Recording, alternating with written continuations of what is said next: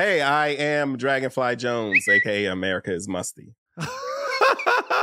I am the Jethro Jenkins, aka John. I'm Gardy B, and this is the Jenkins and Jonez YouTube channel. We've got fresh YouTube exclusives dropping every week. Like and subscribe so you make sure you get everything in your feed. Welcome to Jenkins and Jonez on the Volume Podcast Network. It is Tuesday, February 27th, and it's time to talk Love is Blind with the Bros. Hell yeah, brother. Of the week.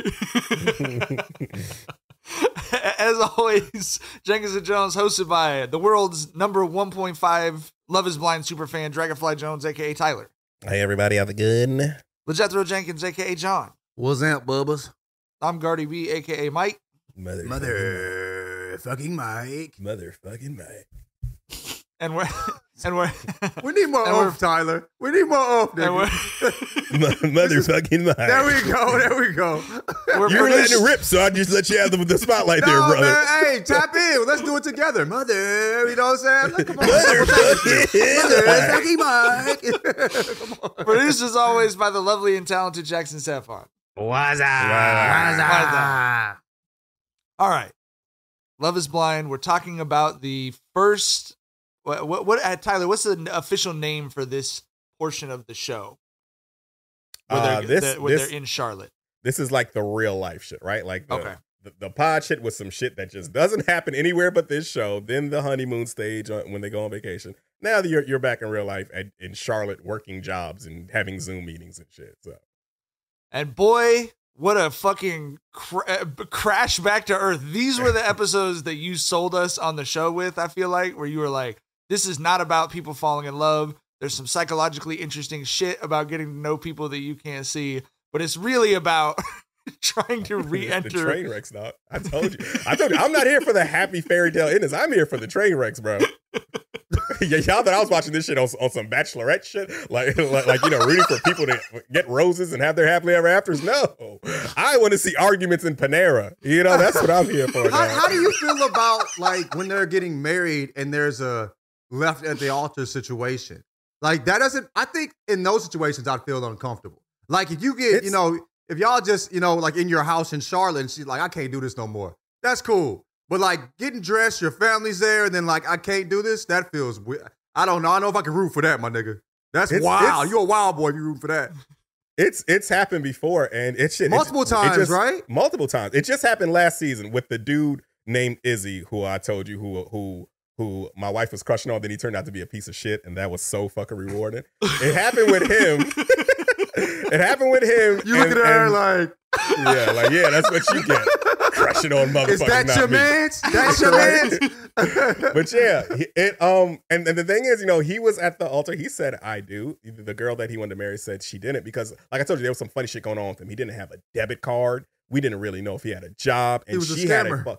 And she had a fucking 2-story, damn near mini mansion. Came from old money. Like, her pops was dropping gems on her, like, hey, just make sure that this is a man who can provide, like shit like that. This is some Saltburn shit. That's what he was on. He was trying to take the house. You hear me? Yeah. So we all kind of knew that she was probably going to say no because she's a very smart girl, very business minded.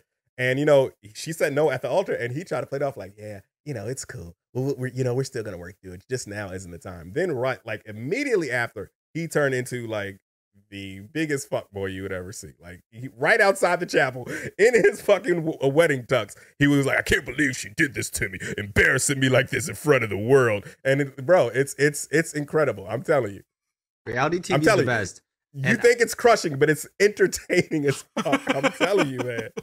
I don't know if this is true because TikTok information, you never know how correct it is or not. But on TikTok, I saw someone. My whole TikTok is Love is Blind, thanks to our podcast now. And one person was like, in the Love is Blind contract, it states that if you accept a proposal, so just the pods on one knee proposal, if you say yes to that, you have to go to the altar, whether you've been together, whether you've broken up since between the altar and the proposal or not, or if you don't go to the altar, you owe the show $50,000. Again, sheesh. I don't know if this is true or not, but it's like, I'm sure there's something like that, and as a way for the show to be able to keep good television going forward, even if the things that people want to break up. So I, again, don't know if this is true. Yeah, that's a fascinating wrinkle. Yeah, I've seen couples just fall apart before the wedding and not go to the wedding. I don't know if they. Okay, they, so maybe I don't know if not. they just added that this season. Right. But, Maybe not then. Yeah. But yeah, Maybe Or they maybe did it. it's Maybe like they you edited gave it out. us enough. Yeah. Maybe they edited it out. Like you have to do it just for the television purposes, so we have enough to make an ending, just in case nobody wants to fuck with one another. Because it's we only a had crazy one. experiment. We only had one wedding last season.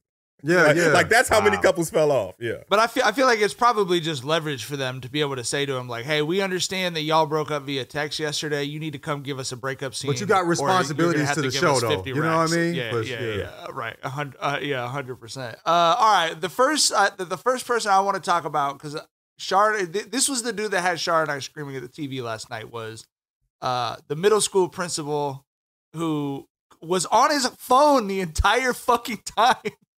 He was like getting broken up with by this chick.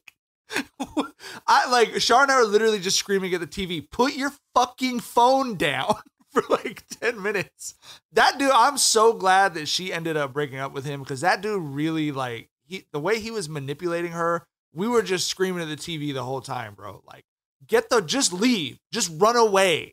Just to turn around and run away from this dude, bro, because everything he is telling you is a fucking lie, convincing you that you're overanalyzing stuff. You know what I mean? Like, and I also think he was gay. Oh, ain't no thinking. Hey, Ain't no thinking. yeah, But it's I been think the Facebook sleuths receipts on that. confirmed it. I think the sleuths, the TikTok Yeah. sleuths confirmed it. So yeah.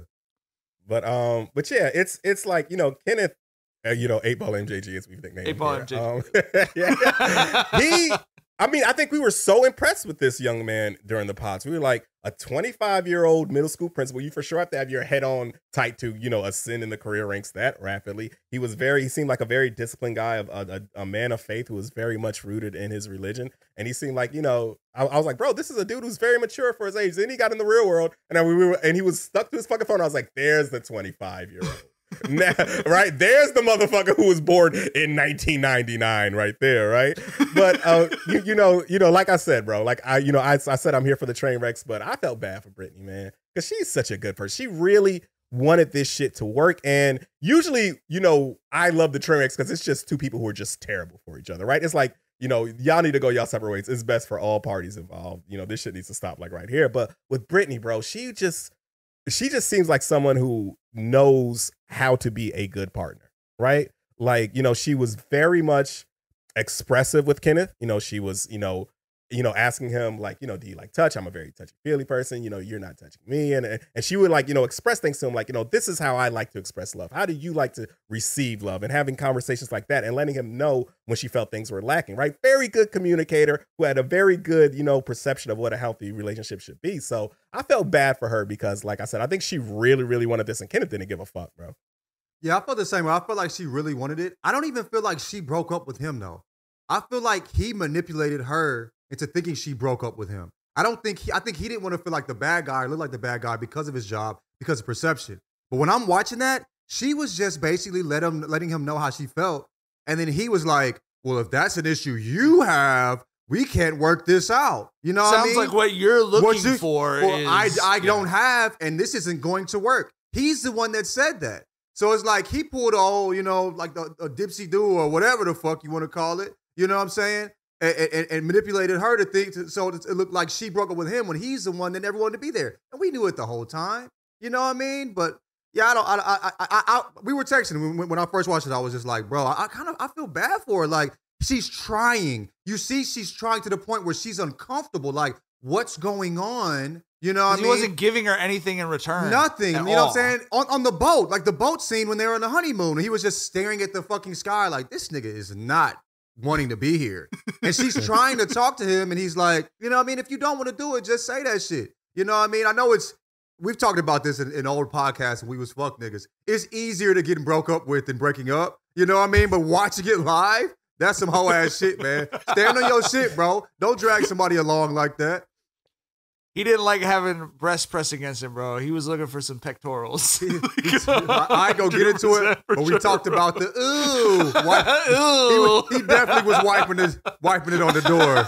Inside joke. But anyway, I just love the fact that she was like, I forget the exact line, but she was like, I know we talked about our commitment to God and waiting until marriage, but like I would have enjoyed the like making out. We at said least. we're gonna wait. Like it's like at least ask us to. I was just trying to put. I was trying to saying? put a work assignment off. I was trying to be like, nah, the due date for that shit's in 4 months. Like. Yeah, fuck him. And then the fact that he didn't even get to the staircase before he was back on his phone after they broke up too, bro. It's like she's talking to him. She's still talking to him, bro. Not responding.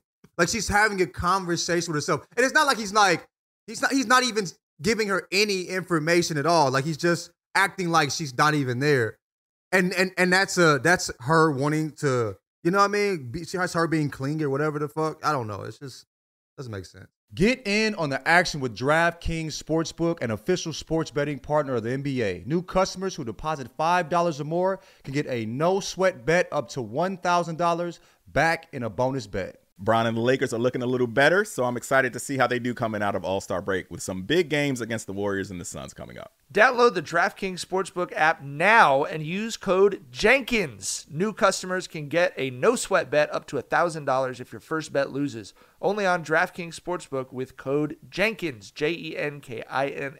The crown is yours. All right, y'all want to talk about Clay and AD and the fact that the first time you meet your fiance's mom, she's taking your side at an argument at a public restaurant and telling him that he needs to make more time. Is she a real one? Because she's a real one? That sounds like a black mom to me, nigga. You know what I mean? Like, hey, you got a good one. You fuck it up, my boy. I mean, I don't know. That shit was funny to me, but I also just can't imagine being involved in that level of a conversation the first time you meet. So it's like, I know that's one of the points of the show, but that shit is, Tyler was right. That shit is really whiplash, bro. Like you have this fake cult world almost of like meeting in the pods and then you go on vacation and shit. And then it's like, oh yeah. And then now how are you with your job and your phone and your friends? You know what I mean? Yeah. And it's obviously a completely different picture, but yeah, man, like you're a young dude who's actually trying to put any effort whatsoever into a relationship. Like you got to drive to go see your fucking fiance, bro. Like you can't just be like, oh yeah, well this is what it is. I'm going to work all the time and we'll never see each other. Like that's not, no one's signing up for that. Yeah.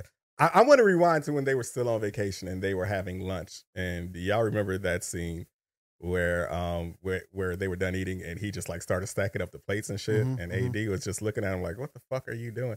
And that's something that I think this show does not take into account is how there's little shit that happens in the dating world that will ick you the fuck out and make you look at a motherfucker differently and maybe even not date them anymore, right? But you agreed to marry this motherfucker because AD was just so, for whatever reason, it seemed like she was like, you know, disturbed by him stacking those plates up. And Summer was dying laughing, right? Because she was like, I know that look when you're annoyed with the motherfucker, you know? I was like, you know, what are you trying to say? What are you trying to say here? But yeah, it's like I said, I think, what do you think? She was really, you're right. She was really bothered by him stacking the plates up too. Like her whole They were having a real changed. conversation. They were having a real conversation. He kind of got panicky before that, you know what I'm saying? And then they just stop talking and he starts fucking with the place. Like, just chill, my nigga. Grow the fuck up. You know what I mean? You know what I mean? Like, we talking about marriage and shit, and your ass is getting uncomfortable with basic conversations. You know, like, this is important to make this shit work, especially this crazy ass experiment we on. The fuck? Bro, funny story related to this about me and my wife. We were about 2-3 years into dating, right? Like, you know, fairly along, but not necessarily new. And we had done a weekend in Virginia Beach and we were driving back home and we were stuck in traffic, right? It's the fucking summer. Every summer Sunday driving back from Virginia Beach is fucking crazy on the interstate, right? And I had to pee very, very fucking bad. And there was no way we can get over. We were like in the middle lane. You know what I'm saying? There was no way we get over. So I had to pee in a Gatorade bottle. You know what I'm saying? You did that in Austin, Texas, too, in South, my nigga. Bro, yeah. In the back seat. Listen, I'm a bottle peer. Ass nigga, dog. I'm a bottle peer. Like, you know what I'm saying? Listen, how many times you done it in life? Most people don't do it once, let alone, you know what I'm saying? Nigga. Listen, like what I'm going to do, pee on myself? Like, you know what I'm saying? Get out. You got in the car and peed in the grass, nigga? You feel like me? I said, we couldn't get over. It was a traffic jam. We was in the middle lane. We couldn't get over. You did it with us. You did it with. You're talking about it now. Look, hey, but I say all that. Go ahead. I say all that to say this. Summer has told me she legitimately considered ghosting me after that. And we had a discussion about that because of this shit, right? Like that little shit that irked AD. Probably in the dating world, if this was the first or second date, she might not have called the motherfucker back ever again. Right. And Summer was willing to throw away, finding her husband. We're very happily fucking married for 5 years now, off of me peeing in a bottle. Right? So, like I said, that made me realize that something that this does not take into account is the little shit that irks you out in the beginning stages that a lot of people wind up, calling shit over. For sure. Peeing in a bottle and stacking dishes is different. But, you never peed in a bottle, John? I don't think I've ever peed in a bottle. I think I've gotten out a ton and just went on the side of the road and peed into the bushes. We grew up different though. Can't do it, bro. I imagine Virginia Beach and fucking Long Beach have way more traffic than where I grew up. You feel what I'm saying? So even maybe more than St. Louis. You feel me? But on road trips, I have gotten out a ton and just peed in bushes. You feel me? So that's what I've been on. I've never had to pee in a bottle. And maybe some women would hear that and think, "Wow, this is not an efficient person." So Mr. Never peed in a bottle over here. I mean, nigga, there's a whole world right here. You feel me? And you want me to pee in this little bottle and try to make sure I don't overflow the fucking bottle and all that shit, nigga. Have to find a bottle. Also, my car don't have random bottles in it. You know what I'm saying? So there's Mr. Clean over there. Yeah, I'll take that motherfucker. Yeah, nigga, I ain't got dirty bottles in my shit. I'm just kidding. I'll take that. But there's the bush is always there, nigga. You feel what I'm saying? That seemed pretty efficient to me. You hear me? We had a little debate in the group chat about Clay. I felt like he had a little zest to him. You know what I mean? I don't think he has any zest at all. That's just John track. That's track. Said, that's track to him. You know what John I mean? came back and said he was he's a track athlete. Once we found out he was a sprinter, that made so much fucking sense to me. Like, I got a couple homies I made in college who were sprinters, full-blown assholes, so full of themselves. Chest out all the time. You know what I'm saying? Yeah, sprinters are different types of motherfuckers, bro. Once I found out he was a sprinter, everything made sense. For sure. And he ran the 400. He was an All-American in the 400 at South Carolina. South Carolina that's not like, oh, I tried the hurdles. That's like, if you're an All-American 400 runner at South Carolina, you are a track, capital TRACK. There's a reason that jersey was framed in his bedroom and not the living room. You know what I mean? Like, that is your identity for your whole life. So I see the point. I ran D2 track for 1 year in college, just on some like, they're out giving scholarship money, and I was a decent enough athlete to be on the squad. We ran against D1 motherfuckers, bruh. Not normal. If you run SEC track, you're not a normal human. And I don't think you should walk around like you are one. You know what I mean? You know what I mean, nigga? The type of human you have to be All-American and to compete in SEC, bro, don't even pretend like you're normal. That would be more disrespectful to me to be like, yeah, I'm just All-American. Fuck you mean, nigga? You All-American. I've seen y'all motherfuckers. You know what I mean? Y'all are half horse. The fuck you mean? Shit. I mean, that's why he feels like he can look at a young woman who's chosen him to be her husband and go, well, I'm not planning on seeing you. Like, I will be working for that's the where entirety the problem. of our That's where it becomes an issue. Yeah, when he's like, we only have 2 weeks or 3 weeks in this apartment together, and I don't have to come home. I have to deliver a jet ski in the morning. Nigga, like, I don't know, bro. You know what I mean? I don't know, man. I don't know. Not the best excuse. All right. Do we want to talk about the internet theory about Doug Funny and Megan Foe Jackson? Sure. Yes. I mean, the internet theory is that is that a spoiler though? I don't know if it's. It's a theory because nobody's seen it. We don't know. I don't know. Yeah, Theory, yeah. Nobody's seen it. Yeah. I mean, it might be a spoiler, It but could be a spoiler. But that's what theories are. It might be true. It might not. So it's not a spoiler if we don't know if it's true or not. You know what I mean? yeah. Essentially, there's the clip from. Do you agree? Do you agree with that ruling, Tyler? Yeah. I mean, I guess we can roll with it. But I do feel like if that is true, it's a hell of a plot twist. Okay, so what? Some people might be cheated. I feel like if it is true. Okay, so what? So I'll just set it up. So at the end of these episodes, for the tease for the episodes that are about to come out tomorrow, there's the clip of Megan Foe yelling at him, I know you fucked her.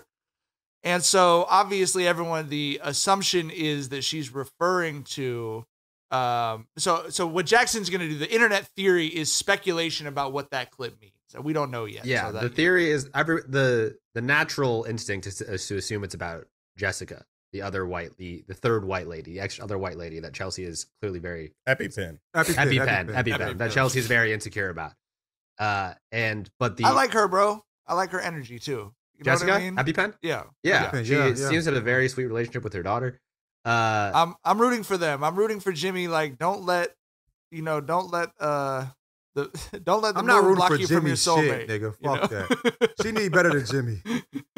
Jimmy's drawing kinda the line weak, I at will say. that. Y'all Jimmy's root kinda for her, weak. not Jimmy. The theory is that Jimmy's two like female best friends that he introduced Chelsea to. There's the one like very clearly white lady and the one racially ambiguous lady, and that the theory is that the racially ambiguous lady and Jimmy have had relations in the He past. cracked. Had shaboy yoing. Shaboy. He tooted that thing up. John has done some detective work. John has some sleuthing evidence. No, dead ass. When I saw her, when she walked in, she had the big eyes and the big cheese, like the I fucked your nigga smile. She had that glow, nigga. You feel what I'm saying? I'm telling you. When I looked at Rother, I was like, is he cracked?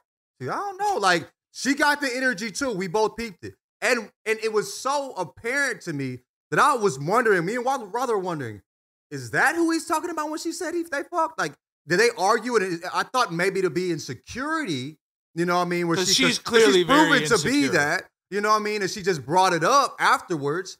But I mean, it looked like to me where she was, you know, they had more than friendships. But I'll tell you this: seeing that he had two women best friends made me think better of Jimmy. You know what I'm saying? Like, you might not be the goofball I think you are. You know what I'm saying? And they seem cool and very supportive. But I definitely think he, you know what I'm saying, tooted old girl up. You know, but then also with that, I'll say this. You can fuck and still be friends afterwards. And if she's mad about something that happened before he even knew she existed, nigga, you got to get rid of that. That's crazy. You want to hold me and my whole life against me? Nigga, like, when did they fuck? Years ago? You know what I mean? Like, it's insane to me. We got to find out, but I'm really interested in that. She seems like she might be so insecure she would hold that against him, though. Don't you Yeah, think? but I'm saying, but that's what I'm saying. If that's the case, Yeah. hey, that is extremely problematic. Yeah. Like, you had a whole life before you met this person, and like you're holding this stuff against them. Like, I think that's unfair.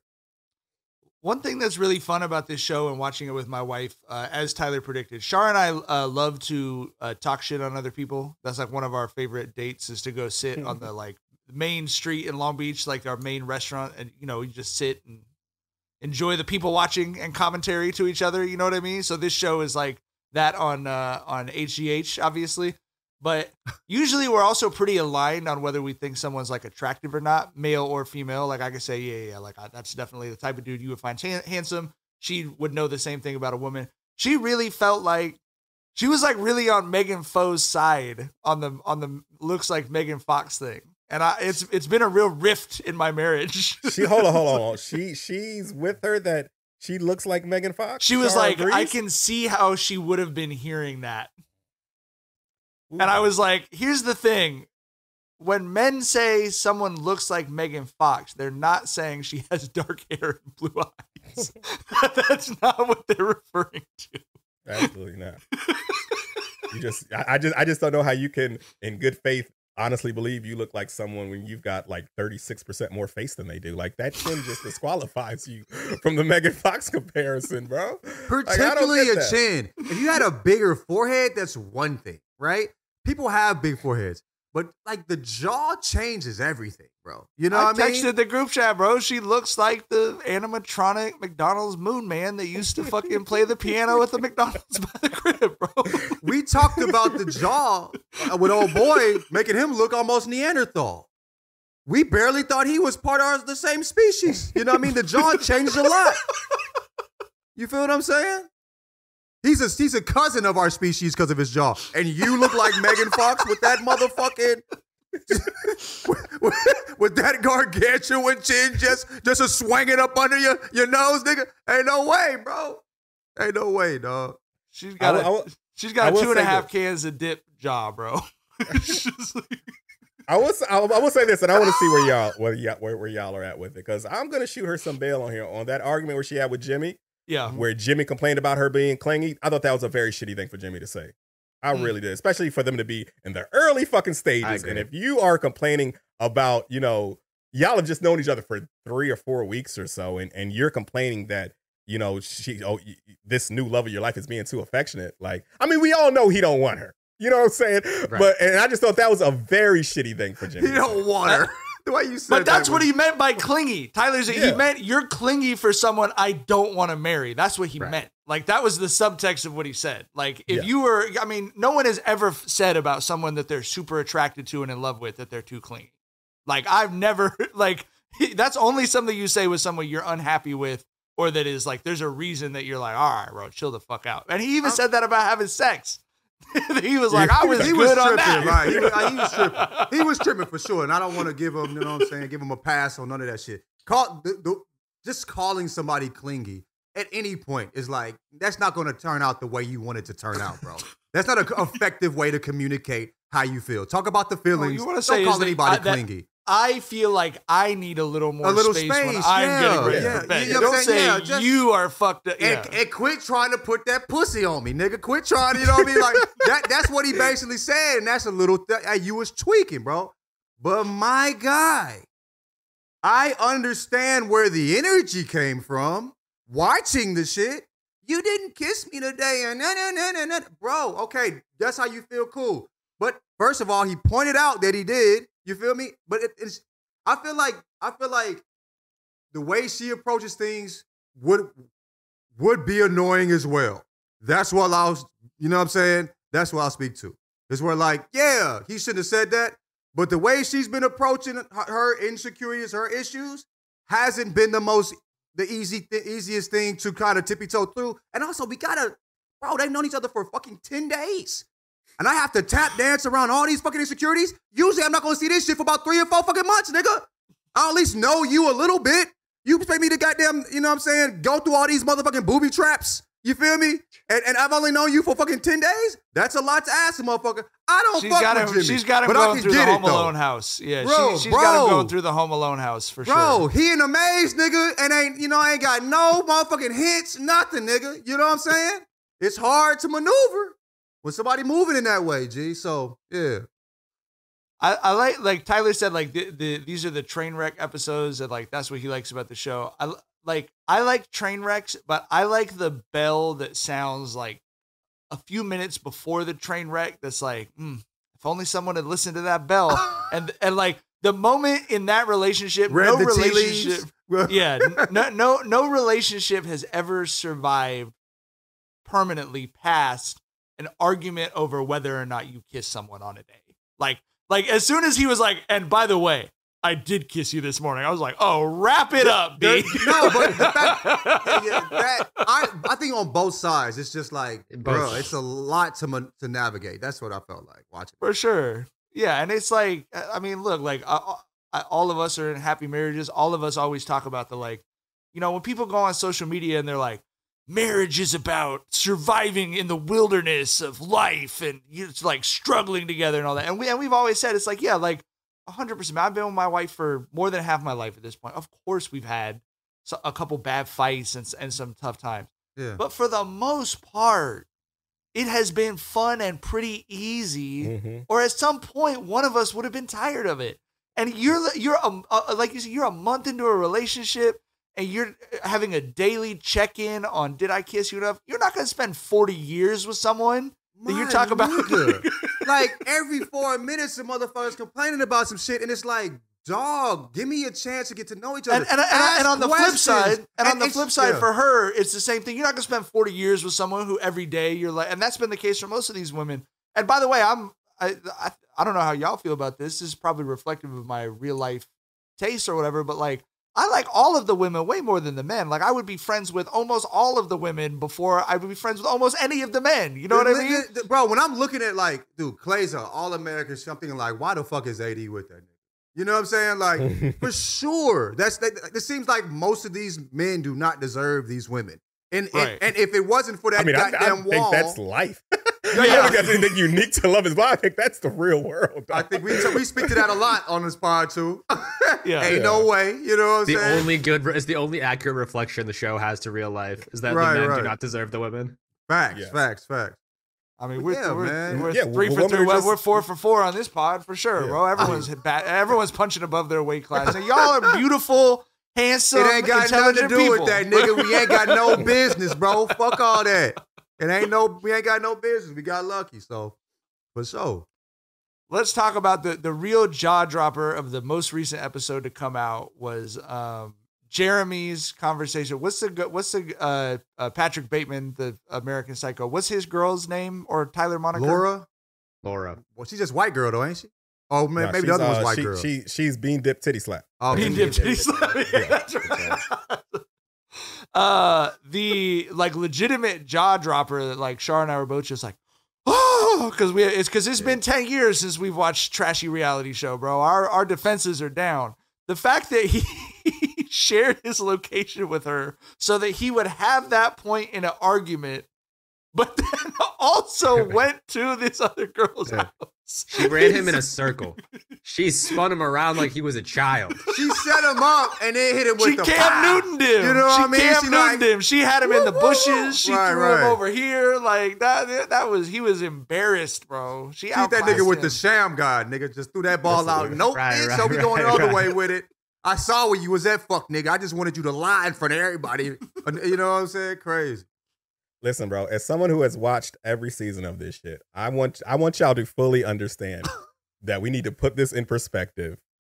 That Jeremy stayed out till 5 a.m, smashing a girl from the show when his mom was coming to meet Titty Slap later on that afternoon. This is probably the wildest shit that any dude has ever done. This is the top wild boy antic in Love Is Blind history, bro. This is motherfucking MJ putting up 63 at Boston Garden, dog. Like, I'm telling you, dude, I watched this shit and I was like, wow, this is incredible. We've seen a lot of dickheads on this show, but this dude might be the dickheadiest. Like, it's seriously a monumental moment, bro. Those dickheads are looking at Jeremy going, "That's not Jeremy. That's God in the Celtics uniform." It's also the fact that, like, nigga, you gonna stay out till 5 a.m. and think shit sweet? Right. 5? Nigga, 5 a.m. and come home and think you have a chance of getting away with what you did? You were obviously on some fuck shit. Oh, yeah, she was there. You shared your location and lied about your location? Like, what the fuck type of shit is that? And to think you're out till 5 a.m. and Laura's just at home sleeping comfortably. Like, 10 days into the shit, you know what I mean? After the fucking text that you showed her to try to be honest, with the DM, you know what I mean? Nigga, everybody knew what time it was. He came in that motherfucker with sunglasses on. I was about to say, why he's wearing sunglasses inside? It's like a fucking tell. It's like, nigga, bro, it's like she can't see my eyes because if she did, you know what I mean? Nigga, bro, that shit was absolutely ridiculous. That he thought he could lie his way out of that shit. And he set himself up by coming home at 5 a.m. And then sharing the location. And we were in a parking lot. Nigga. Also, it ain't like that motherfucker can't get tooted up in a parking lot, too. You know what I mean? That you was my wouldn't be first the first thought. or the millionth or the trillionth motherfucker that tooted something up in a parking lot, nigga. You know what I'm saying? Sometimes it be like that. So, nigga, none of that shit was gonna fly. And she ain't the motherfucker to play with. She was always on his ass. You feel what I'm saying? So, yeah. But also, there's a rumor that he had a kid and was engaged prior to applying for this shit. So he just a whole asshole. He don't give a fuck about Laura. He didn't give a fuck about his mom who made the trip to was about to come see her. You know what I'm saying? Or the people that was in his life prior. Dog, that nigga's a real life dickhead. Fuck him. I'm telling you, first ballot Hall of Fame, bro. Bro. We've never seen anything quite like him. He's a talent. I'll tell you that much. 5 a.m. with the sunglasses on, like, I'll get out of this one. I always do. Nigga, who the fuck do you think you are? You know what I mean? I think I have a better comp for him than MJ though. I think like the first time we saw this dude, he looked just like the killer from American. He looked just like Patrick Bateman, and he came in and did that weirdo shit with the fucking notebook questions. Right? This is that was a different guy. Oh, it's a different guy. Oh, my bad.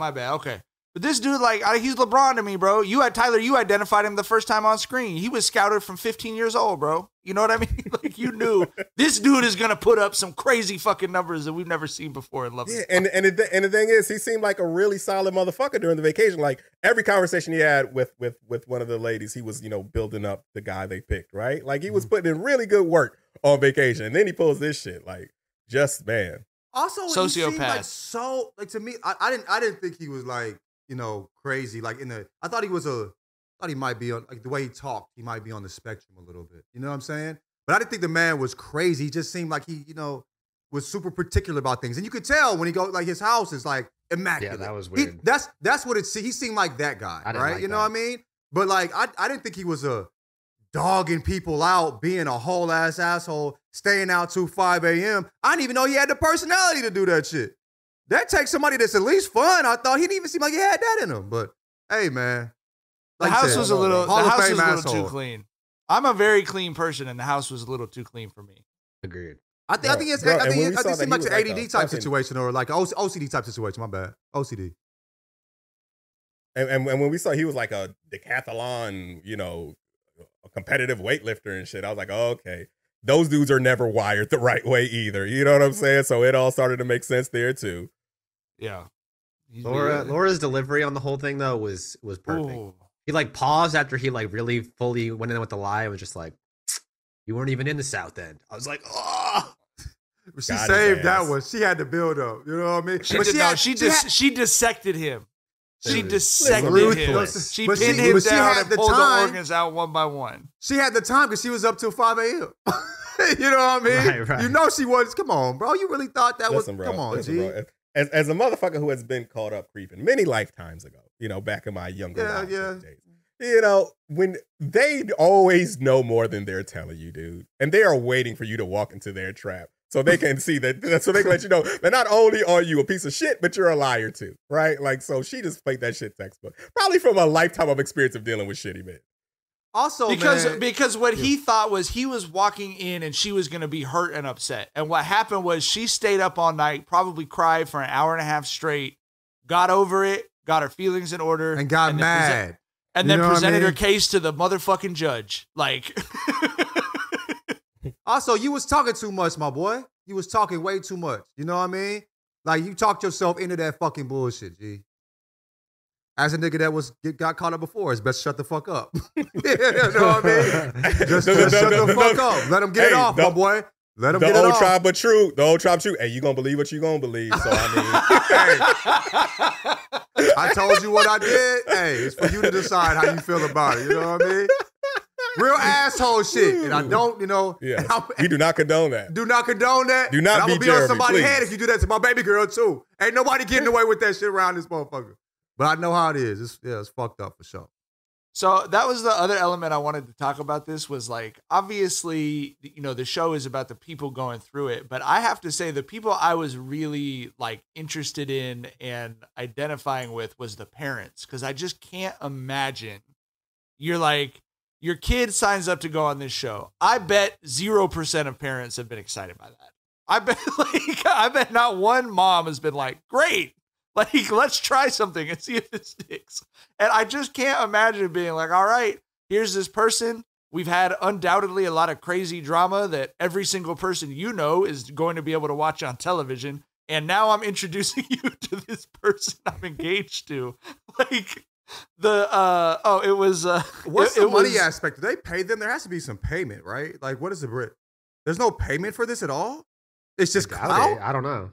Fuck? Love? You're not going to find love in this shit. Most people aren't. There's no bread involved for getting chosen for this. It's no shortage of people who are looking to be on TV for free, bro. For free? I think it's clout. I mean, all these people definitely pick up like 50,000 Instagram followers. You can probably become a small scale. Where's the money involved, though? That's crazy. Oh, my God. Y'all aren't hip, but the first couple from the first season, they are they're a fucking social media, right? Fucking darling couple, Lauren and Cameron. But what are the chances? They're like one of how many? How many of them become social media darling couples? But there's no shortage of people who think that they will be the best case scenario. And there's Crazy. no shortage of, what's the stat? 85% of people think they're above average drivers. You know what I mean? Like, it's just that kind of, everyone thinks they're going to be the couple that it works out for. You know what I mean? Yeah. And Lauren and Cameron, Lauren was a black girl, Cameron was a white boy, speaking of parents shit. And Lauren straight up told Cameron, my dad is a Panther, and he's probably not going to like you because you're white. Would be before they met and shit. Like, that was a big fucking plot point of that season. But he Hey, wound up send me liking that. him. They got a group IG. Lauren and Cameron, Instagram. Yeah, I'm sure they do. I'm Okay, sure yeah. they do. Summer keeps up with them online and shit. So. But I think it was Laura's dad. Laura, right? Titty slap, titty slap. Yeah. When her family came over, bro, and her dad didn't say anything for the first hour and a half. Like, he was just like chewing on his teeth, bro. He was cracking jokes, and the dad was just like, "Get it, bro." Dads but also, know, did, bro. Did you notice, like, she's her family they did not look like her family. Am I tripping? No, I didn't pay attention to that. Oh, I don't know. Her family looked. I mean, they was old as hell. She stood. like- They look very different from how I did not expect that to be her family. But anyway. I can see the Venn diagram off the parents. I can see the Venn diagram. And then what's the what's the red hair dude? His sisters look so much like him that it disturbed me. The It was the exact sister looked opposite. like they took like they could swap heads and still be the same. It was crazy. You know what I mean? Yeah. Rather was saying, well, you look like Joy. I'm like, Joy doesn't look like you could take my head off and give her my head and we'd be this. You know what I mean? Like if I grew my hair out, I'm still not going Right. to look like she could, like that was crazy. They were like, 3D printed version of each other. Yeah. It's insane. All right. Tyler, what do we do for the next? Do we do predictions for the next drop, or we just say we're excited to see the rest of the train wrecks? Are we going to talk about MLB Face, the blandest couple? on Oh, that yeah. motherfucker? Yeah, I almost oh, forgot yeah, about yeah, that. yeah, yeah. They're So- literally forgettable, bro. Yeah, Like, We yes. did. Okay, go ahead. I think that birth control shit, it's not gonna go away, bro. It That keeps was coming up very at weird. it keeps coming up at very pivotal moments. And going back to the whole parent thing too, she basically said, when you meet my dad, if he doesn't approve of you, I'm not gonna marry you. So we've got that to look forward to in the next. We finally get some drama with this couple for the first fucking time. He'd never in the been with a next Mexican batch of woman before because he was so surprised when she said that shit, and it was like, obviously, if her dad tells her he doesn't fuck with you, she's not gonna marry you, bro. jobs. Yeah. Yeah, that birth control shit was like, it was kind of creepy. I don't know, like It was that super shit made me weird. it shit It made me was very uncomfortable. It was very weird. Especially because it was like, and then she was like, well, you could get a vasectomy. He's like, no, totally. I'm not trying to make it seem like it's just a girl's job. However, this is the only thing I'm going to think about. Like, I don't know. It was just very like, clearly there's a backstory there that hopefully we'll get. Like, there's clearly a reason he's that stressed the fuck out about it. You know what I mean? He's like, I really, really want to raw dog that pussy. Can we please find some middle ground? I get it. I'm asking Not the way he's respectfully. approaching it. Yeah. There's a big difference. There's a big Relax. difference. There's a big Relax. difference. The approach is bad, but there's a big difference, bro. The Condoms ain't approach is it, bro. bad. I was risking my life because I hated condoms so much, nigga. Come on, G. A lot of us were. I'm not the only one out here, bro. Come on, man. So I get it. But fucking the other thing with the two of them was what was it? There was something else that was like weird between the two of them that I just like didn't understand where he was coming from. He just seems like a strange fucking guy, bro. I don't know. He seems like he might secretly be the weirdest dude to me. I think the thing is he smiles and his face doesn't move the way it should. Like, watch. Like, he smiles and the rest of his face Oh, and his doesn't... sisters were the exact same thing. Like, the facial face doesn't line up. It's not connected. Yeah. Like in a golf swing. No, but There it is. The face doesn't connect like it should. The mouth and the smile to the rest of his facial features. It feels a little, those Yeah. small things like that can create some real weird, I mean, I remember vibes what it come off was. you. They were the couple that he was like wanting to save to retire early, and she wants to travel and spend all her money, right? That's exactly what it was. Yeah. Shar and I had like a real look at each other about that because that was like about 5 years. I think it was right around when we started the Patreon. I was like, hey, we should probably like become a little bit more financially literate, and I got like pretty into doing that and into saving money and stuff. And Shar for sure is like very much understands it's great. We'll be able to pay for the kids to go to college, everything else. But she's not worried about like leaving money behind or having a family. Like all of that is shit that I've been interested in, not her. So like because we've been together and we do have similar life goals, we were pretty easily able to talk about all that, find a middle ground and just kind of like roll with it. Mm-hmm. But to be that early in your relationship and have one person be like, yeah, I don't want to spend, like, I want to be really aggressive in saving money, and have the other person be like, I don't really believe that the world is going to be around that long, and I just want to like live in the moment and enjoy it. It's like, that is like actually maybe the most incompatible thing that has happened in an interaction between the couples. Cause that's that's every decision you will make. That's how much money did you spend at the grocery store? That's what restaurant are we going to tonight? You know what I mean? Like, I don't know. And that it was like the fact that they've had birth control and money as your first two issues. Those are two pretty big fucking issues, dog. I don't know, man. Doesn't money decide most marriages? Like, is it money the reason why most people get a divorce? It's not like people are always worried about like infidelity. It's like differences in money and how you think it was spending that really decide. I feel like most divorces or reasons most people get divorced, but statistically, but. I mean, like, because money's wrapped up in everything else. Money's wrapped up in infidelity.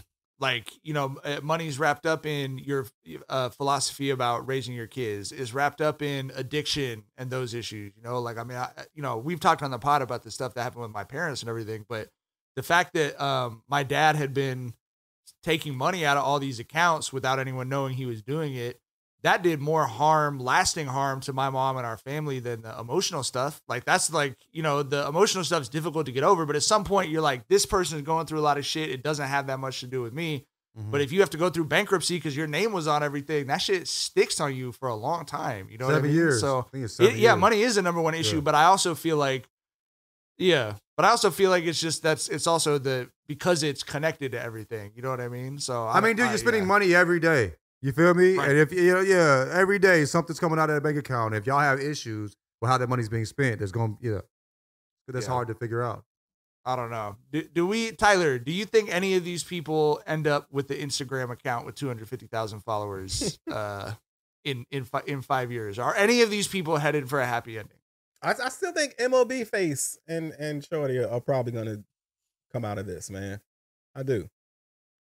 I think that's... I do because I think a positive sign of whatever issues they have, the love is still always there even after they go through that, right? They still, you know, after they have these discussions, I wouldn't even really call them arguments. There's just varying, you know, opinions and they have discussed in a healthier way. You're right about that. They've had more healthy communication. Right? For sure. Yeah. So they have these little issues. They have their discussions, and then they're back to being lovey, cuddly, holding hands and shit. I think they're gonna say yes to each other, bro. And that's it. That's it. That's the only couple making it up. I agree. I mean, and they're not fun enough for us to like tap in and follow their IG. Yeah. You know what I mean? Are you raw dog? You got a chance to? No, I'm good on that. Feel that bro, sweet. There have been couples in previous seasons that have said I do and been married, and Netflix has left them on the cutting room floor because they were so boring. Wow. Like, yes, like a couple will show up at the reunion. We're like, who the fuck are these people? Yes. So I respect the fuck out of that, Netflix. Whoa. I mean, they're dedicated to good television. Dedicated to good television. That's crazy. That's wild. Whoever's editing this show, like, they should be more famous than they are. The slow zoom on the middle school principal's phone during on him, like the slow zoom on him tapping on his phone. This nigga's still on his phone. That's basically what the person said. These reality TV production crews are the best of the best. It had to be a woman too. She like special this work. Motherfucker here, bro. You know, it's too beautiful. It's too beautiful, dog. Oh shit! All right. Well, so tomorrow the next episodes come out, and then we'll have a recap episode about that. We have not talked about the schedule yet, but we'll have a recap episode at some point. Our next regular episode will be out on Thursday, and then the regular episode after that will be out on Monday as normal. So we will see y'all then. Enjoy Love Is Blind. Hope you got someone to watch it with. If not, you can watch it with Jenkins and Jonez. We love having y'all. This has been so much fun. Tyler, thank you so much for bringing so much messy joy into my marriage and life. It's been wonderful. Glad to have y'all here, man. I told you it was a fucking Not with a ball, man. Tyler, you were one of the, actually both of y'all, and this is such an underrated part of adult friendship. Y'all are both batting right about 1,000 with shit you've recommended to me. You know what I mean? And that's, I really do value that. Whenever John sends some music, it's always good music. Whenever Tyler sends music, it's good music. Recommend a TV show or whatever. But I keep very good track of that shit in my head. You know what I mean? Yeah. And I have friends, close friends, that they'll recommend stuff and be like, okay, like, cool, yeah, that sounds good. But I also think we're at the age now where we do not consume a whole lot of media, a whole lot of music. So the shit that we do spend our time on, it fucking has to be worth it. You know what I'm saying? it has to be, bro. And it's like I said, I felt like, you know, Shar and I felt like we were in her college dorm room again, like just sitting. We were both working and we were watching the show, just feet up on the fucking coffee table. Just, you know, we both be writing. Someone would say something, and we'd both be like, you know what I mean? Like it was beautiful, bro. And what's crazy, that time after the kids are down is so fucking important. You feel me? Like the shit you spend your time on is so important. Like, you know what I mean? And so yeah, we haven't got through the we haven't got through. Yes, Go ahead. we haven't got through the Vince Staples show together yet, bro. We because I would still work nights, a couple nights a week, and then then our kids are playing sports too. So we got home a baseball game at 9:30. We're usually not gonna watch TV together. Like we might listen to music. I might read before I go to bed or something. But like, you know, yeah. So this is, but like I love the feeling as a couple, or maybe people have it with their friends too, where you try something and it just immediately shoots to the top of the list. Like Game of Thrones was like that for us. She had no interest in watching Game of Thrones. We watched the first 2 episodes in one night, and she was like, "Cool." And then it was like we were both leaving shit early to get home and watch it together, right? Fire, Like Love Is Blind is like that already. She asked me as soon as they were over. She was like, "So do they come out at night on Wednesday, or do they come?" Yeah, like 10 years from now, we'll be like, a new season of Love and Blind is coming out, bro. Yeah, this shit. We'll all be. I mean, God bless if Tyler and Summer are out here. We'll just the three of us be having watch parties that we'll be rotating whose house we're all going to watch Love Is Blind. You know what I mean? Yeah, For sure. Hell yeah. For sure. All right, we'll see y'all soon. Bye. Bye.